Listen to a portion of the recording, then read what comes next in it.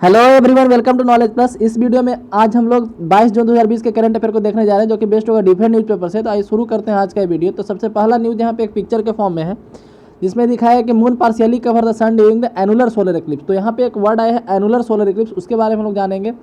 ठीक है, तो सोलर इक्लिप्स कब होता है? तो अमावस्या के दिन होता है। अमावस्या यानी कि न्यू मून के डे में होता है। ठीक है, न्यू मून बोलते हैं अमावस्या को। और इक्लिप्स तीन तरह का होता है। इक्लिप्स एक होता है टोटल सोलर इक्लिप्स, एक होता है पार्शियल सोलर इक्लिप्स, एक होता है एनुलर सोलर इक्लिप्स। तो टोटल का मतलब होता है जब सन पूरी तरीके से कवर हो जाए। पार्शियल जैसे मान लीजिएगा सन है और पूरी तरीके से चांद उसको कवर कर लेना, तो हो गया टोटल सोलर इक्लिप्स। पार्शियल कब बोलते हैं? ये सन और इसका कुछ एक हिस्सा जो है कवर हो रहा हो तो उसको बोलते हैं पार्शियल। और यही पार्शियल सोलर इक्लिप्स तब तो थोड़ा बड़ा हो, जैसे आप देख सकते हैं कि सन का एक बड़ा सा हिस्सा यहाँ पे कवर हो जा रहा है ना, तो इसको बोलते हैं एनुलर सोलर इक्लिप्स। तब इसको बोलेंगे, यानी कि एनुलर सोलर इक्लिप्स भी एक तरह का पार्शियल सोलर इक्लिप्स ही है। लेकिन जब पार्शियल सोलर इक्लिप्स काफ़ी बड़ा हो जाए तो हो जाएगा एनुलर, और एनुलर जब और बड़ा हो जाएगा तो टोटल सोलर इक्लिप्स में बन जाएगा, है ना। तो सबसे कम एरिया कवर होता है पार्शियल सोलर इक्लिप्स में, उससे बड़ा एरिया कवर होता है एनुलर सोलर इक्लिप्स में, और सबसे बड़ा एरिया कवर होता है टोटल सोलर इक्लिप्स में।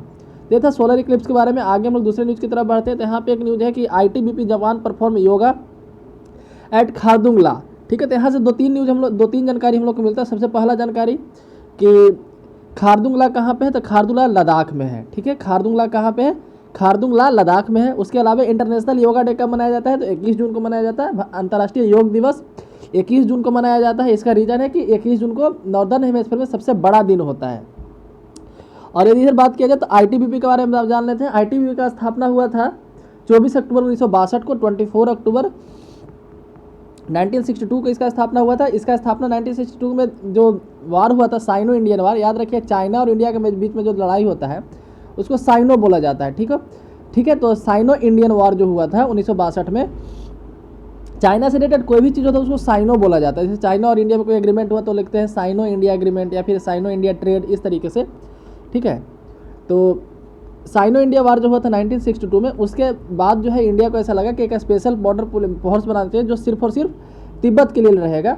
तिब्बत यानी कि जो अभी चाइना है, अभी जो चाइना है वो तिब्बत को एनेक्स करके बैठा हुआ है। मतलब तिब्बत जो है चाइना का हिस्सा नहीं था, बल्कि तिब्बत एक अलग स्टेट था। तो हमारा बॉर्डर चाइना के साथ तो था ही नहीं, हमारा बॉर्डर जो है तिब्बत के साथ था। ITBP का फुल फॉर्म होता है Indo Tibet border police. Indo Tibet border police, इसका स्थापना हुआ था 24 अक्टूबर 1962 को।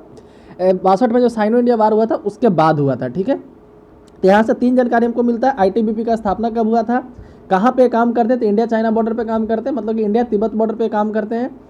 और खारदुंगला लद्दाख में इंटरनेशनल योग दिवस कब मनाया जाता है? अंतर्राष्ट्रीय योग दिवस 21 जून को मनाया जाता है। ठीक है, बढ़ते हैं अगली न्यूज़ की तरफ। यहाँ पे NGT न्यूज़ में था NGT fine over Karnataka over pollution in lake. तो NGT के बारे में पढ़ लेते हैं। NGT का स्थापना हुआ था 2010 में, NGT एक्ट 2010 के तहत। NGT एक्ट 2010 के तहत 2010 में NGT का स्थापना हुआ था। इन्वायरमेंटल लॉ में डील करता है। इंडिया में जितने भी इन्वायरमेंटल लॉ है सब में डील करता है, लेकिन इसका दो लॉ एक्सेप्शन, मतलब दो ऐसा इन्वायरमेंटल लॉ है जिसमें डील नहीं करता है। कि वाइल्ड लाइफ प्रोटेक्शन एक्ट 1972 और इंडियन फॉरेस्ट एक्ट 1927, ये दोनों में डील नहीं करता। बाकी सारे इन्वायरमेंटल लॉ में ये डील करता है। ये किसी भी केस को 6 महीने में सॉल्व करता है। जो हमारा संविधान का आर्टिकल 21 है फंडामेंटल राइट के तहत, उसी को इंश्योर करने के लिए NGT का स्थापना किया गया था, क्योंकि उसके तहत लिखा है राइट टू हेल्दी इन्वायरमेंट। ठीक है, उसके आर्टिकल 21 बहुत बड़ा आर्टिकल है, उसी में एक जगह लिखा है कि राइट टू हेल्दी इन्वायरमेंट, उसी को इंश्योर करने के लिए NGT का स्थापना किया गया था। किसी भी केस को 6 महीने में सॉल्व करता है। इंडिया थर्ड ऐसा कंट्री, इंडिया तीसरा ऐसा कंट्री जिसका यहाँ पे NGT जैसा व्यवस्था है। पहला ऑस्ट्रेलिया, दूसरा न्यूजीलैंड, तीसरा इंडिया है जहाँ पे NGT जैसा व्यवस्था है। NGT का हेडक्वार्टर न्यू दिल्ली में है। NGT का हेडक्वार्टर न्यू दिल्ली में है, लेकिन 4 जगह इसका ब्रांच ऑफिस है। कहाँ कहाँ है? तो चेन्नई, पुणे, कोलकाता और भोपाल, 4 जगह इसका ब्रांच ऑफिस है। ये था NGT के बारे में। नेक्स्ट यहाँ पे एडिशनल फंड्स आउट फॉर जल जीवन मिशन। तो कहा जा रहा है कि जल जीवन मिशन के लिए एक एडिशनल फंड की जरूरत है। जल जीवन मिशन के बारे में लोग पढ़ लेते हैं। जल जीवन मिशन के तहत कहा गया है कि 55 लीटर पानी देना है पर डे पर पर्सन। ठीक है, 55 litre per person per day to rural household. तो Jal Jeevan Mission mainly rural household को, मतलब कि रूरल हाउस होल्ड के लिए डील करता है। तो रूरल हाउस होल्ड को टैप्ड वाटर से, ठीक है, नल का पानी देना है 55 लीटर पर डे पर पर्सन। ठीक है, यानी कि एक पर्सन को एक दिन में 55 लीटर पानी प्रोवाइड करना है 2024 तक।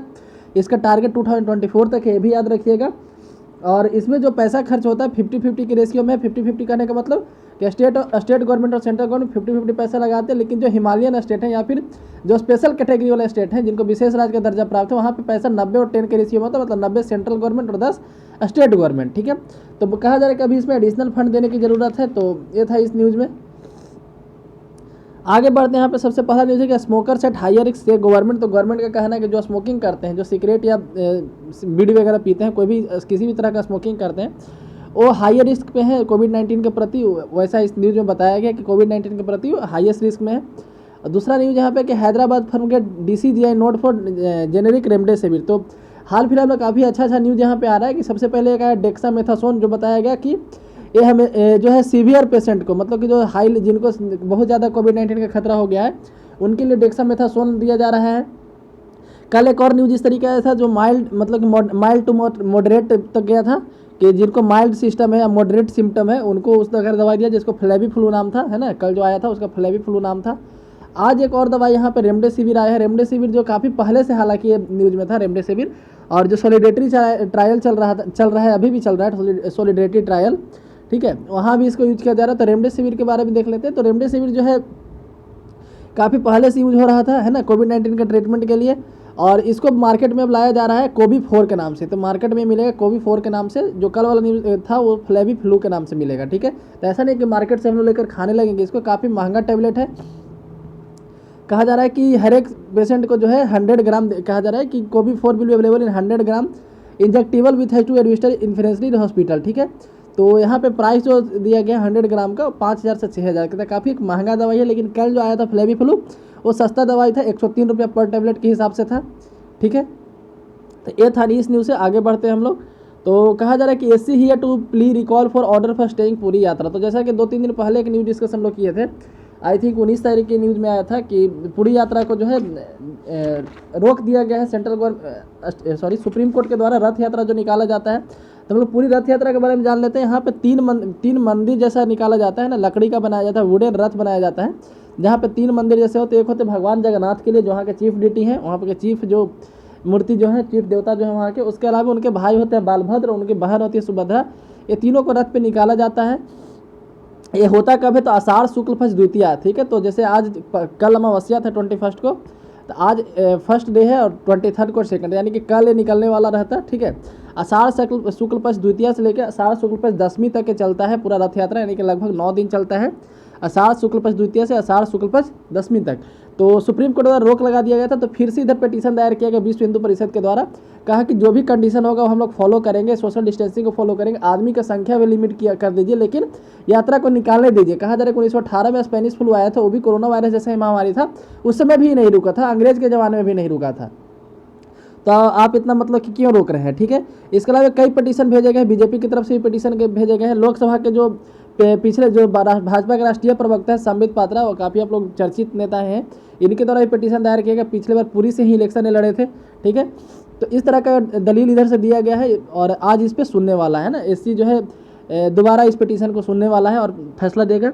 और इधर पुरी में जब हुआ उसको देखा देखी गुजरात हाई कोर्ट भी इसी तरह का एक, वहाँ पे भी अहमदाबाद में भी एक ऐसा ही रथ यात्रा निकालता है, जो बताया जाता है कि सेकंड लार्जेस्ट रथ यात्रा है। द अहमदाबाद रथ यात्रा is the second largest after the one in Puri, more than 1 lakh participate in the यात्रा। ठीक है, तो अहमदाबाद में भी इसी तरह का यात्रा निकाला जाता है। ठीक है, और ये 1878 से निकाला जा रहा है, 1878 से निकाला जा रहा है यात्रा। तो इसी के देखा देखी जो है गुजरात हाईकोर्ट के द्वारा भी जो इस तरह का पिटीशन मतलब कि रोक लगा दिया गया कि रथ यात्रा आप भी नहीं निकाल सकते हैं। तो पहली बार 1878 में हुआ था और पहली बार रोक दिया गया है। ठीक है, मतलब कि पहली बार ऐसा होगा कि प्रोसेसन ये जो रथ यात्रा है नहीं चालू होगा, कल ही से स्टार्ट होने वाला था, है ना, जून 23। तो सेम टू सेम 2 जगह निकलता है, ये भी याद रखिए, पुरी में और एक अहमदाबाद में निकलता है। दोनों को भी रोक दिया गया है, एक को सुप्रीम कोर्ट के द्वारा रोका गया है, एक को गुजरात हाईकोर्ट के द्वारा रोका गया है। तो आशा है यदि सुप्रीम कोर्ट अलाउ करता है तो गुजरात हाईकोर्ट भी अलाउ कर देगा। आगे हम लोग बढ़ते हैं। Madhesi oppose new Nepal rule. तो नेपाल में एक सिटीजनशिप का नया रूल आया है। तो वहाँ पे मधेसी कम्युनिटी के लोग रहते हैं। मधेसी कम्युनिटी मेनली उस एरिया में रहते हैं जो बिहार और बॉर्डर से, जहाँ पे बॉर्डर है बिहार और यूपी से जो बॉर्डर वाला इलाका है, बिहार और यूपी से सटा वाला जो इलाका है, ठीक है, वो उस एरिया में मेनली मधेसी कम्युनिटी। जैसे नेपाल ऐसे है ना, तो नेपाल मान लीजिए कि ऐसे है, इधर उत्तराखंड वाला रीजन हो गया, इधर सिक्किम वाला रीजन हो गया, और यहाँ से यहाँ तक यूपी है, यहाँ से यहाँ तक बिहार है। ठीक है, तो ये वाला जो रीजन है बिहार यूपी से सटा हुआ जो रीजन है एकदम जस्ट अंदर में, इस वाले रीजन में मेनली मधेसी कम्युनिटी के लोग रहते हैं। तो एक्चुअली होता क्या है कि मधेसी कम्युनिटी के कई लोग का बिहार में शादी होता है और कई बिहार के लोगों को वहाँ शादी होता है। मतलब कि कहा जा सकता है कि शादी दोनों तरफ से होता है यहाँ पे। मतलब यहाँ पे इंटरनेशनल रिलेशन को ना देखते हुए पर्सनल रिलेशन यहाँ पे बनाया जाता है। तो एक नेपाल में भी एक रूल आया है, सिटीजनशिप रूल लाने वाला है, अभी आया नहीं है ना।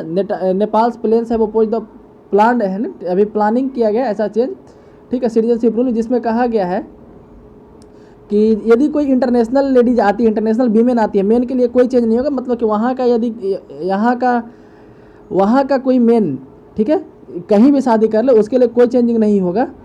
लेकिन यदि वहाँ कोई इंटरनेशनल शादी करके फॉरेन वुमेन आती है, ठीक है, वही मतलब foreign women married to Nepali man can acquire Nepali citizenship, तो उसके लिए जो है उसको कुछ साल का पहले रहना पड़ेगा, 7 ईयर का वेटिंग पीरियड झेलना पड़ेगा। अभी क्या होता है कि जैसे ही कोई नेपाली आदमी से शादी करता है कोई दूसरे कंट्री का लड़की, ठीक है, तो उसको तुरंत नेपाल का सिटीजनशिप मिल जाता है। लेकिन अब ऐसा क्या करने जा रहा है कि उसको 7 साल का वेटिंग पीरियड होगा। वहीं नेपाल का यदि कोई लड़की बिहार या मतलब कि कोई भी, अधिकांशतः तो बिहार यूपी में ही शादी होता है, उत्तराखंड में भी होता है, तो उससे यदि शादी करता है तो उसको कोई दिक्कत नहीं, क्योंकि वहाँ की लड़की थी और बिहार का मतलब कि दूसरे कंट्री का लड़का था तो वहाँ का सिटीजनशिप लेगी। लेकिन यदि इधर की लड़की थी और नेपाल का लड़का था तो वहाँ का सिटीजनशिप लेने में उसको 7 साल का वेटिंग पीरियड दिया जाएगा, ठीक है। तो ऐसा इसके कारण मधेसी कम्युनिटी का जो है विरोध किया जा रहा है, क्योंकि अधिकांशतः यही लोग का शादी होता है, क्यों इस एरिया में मधेसी कम्युनिटी ही रहते हैं। तो ये न्यूज़ में ऐसा पूछा जा सकता है कि मधेसी कम्युनिटी कहाँ रहते हैं, या फिर इससे रिलेटेड कुछ एग्जाम में पूछा जा सकता है, तो याद रखिएगा।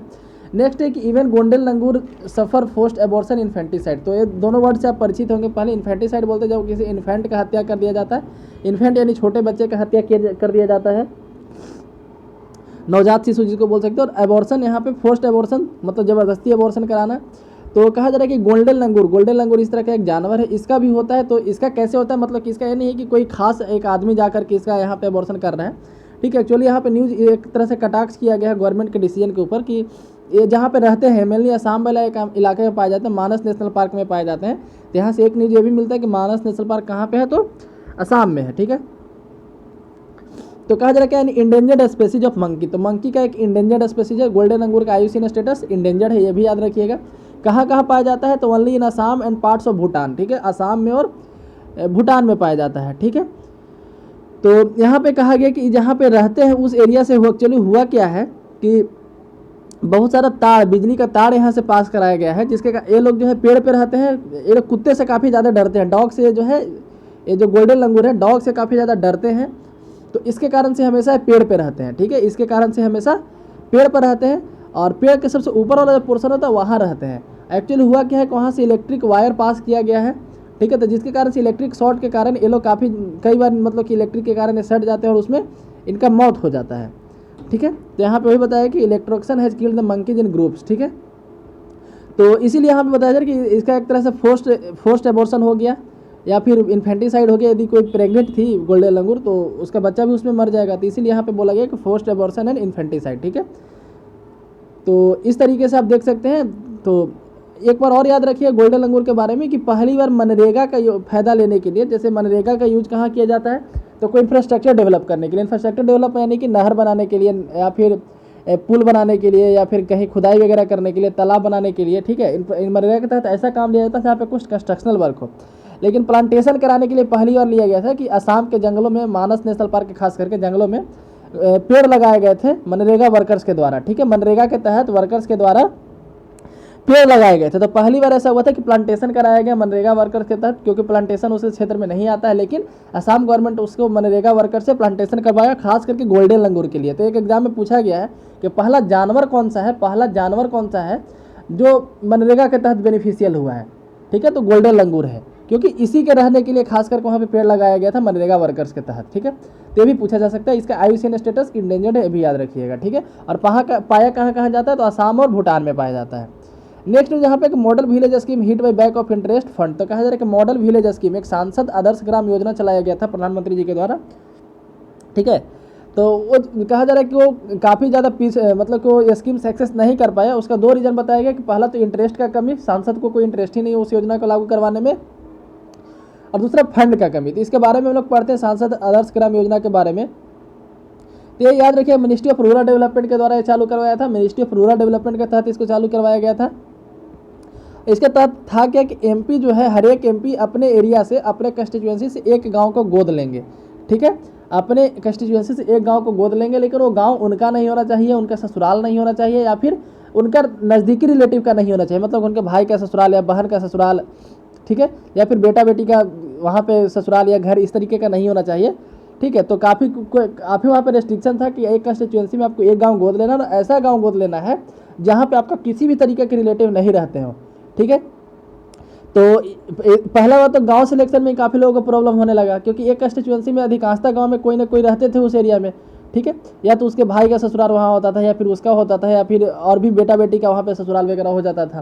तो इसके कारण से गांव का संख्या काफ़ी कम हो चुका था। तो फिर भी कंस्टिट्यूएंसी में काफ़ी गांव होते हैं, तो एक गांव गोद लेना कोई मतलब कि डिफ़िकल्ट जॉब नहीं था। फिर भी सबसे पहला तो कम यहाँ पे इंटरेस्ट का है, कोई लोग वहाँ पे इस तरह काम करना चाहता नहीं है, ठीक है। तो मॉडल विलेज उसको बनाना था, कहने का मतलब कि उसको 3 साल के अंदर डेवलप करना था। आप एक गांव गोद लीजिए, ठीक है, उसको 3 साल के अंदर डेवलप कीजिए। जब ये डेवलप हो जाएगा, मतलब कि गोदी से उतर के जब ये चलने लगेगा, तब दूसरा गांव भी गोद ले लीजिएगा, फिर उसको भी चलाना है। इस तरह का प्रोग्राम था, लेकिन इंटरेस्ट की कमी सांसद के होने के कारण कई लोग तो गोद ही नहीं लिए, जैसे राहुल गांधी, सोनिया गांधी, ये लोग तो गाँव को चूज ही नहीं किए कि हम किसी गाँव को गोद भी लेंगे, ठीक है।